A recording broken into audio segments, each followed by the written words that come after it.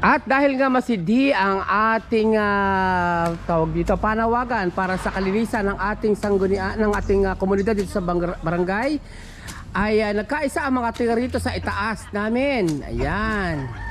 Na mag-clean and green for today's vlog ngayong umaga. O yan talaga namang ang aking mga kapitbahay ay sama-sama, pati ang aking kapatid na nagtulong-tulong sa paglilinis ng kapaligiran dahil ito ay napakagandang halimbawa para sa ating komunidad mga kabarangay.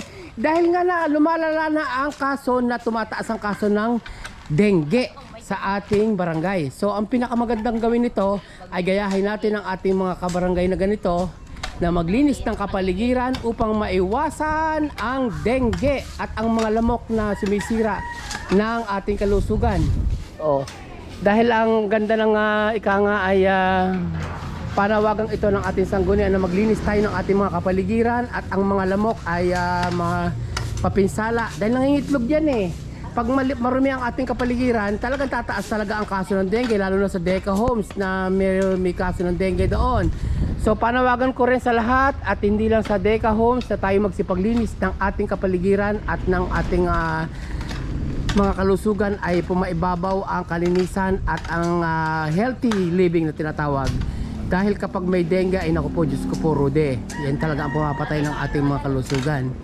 So this morning ay talaga namang hindi may iwasan ang aking mapamangha dito sa aking mga bahay at kapatid na talaga naman naglilinis at nagkakaisa para sa clean and green activities this morning. At yan ay lilinisin at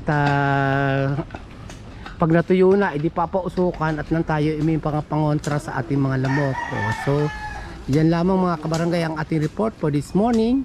At natutuwa naman tayo kahit paano ay na tumutugon sila sa ating panawagan na magkaisa para sa kalinisan, para sa clean and green projects. Okay?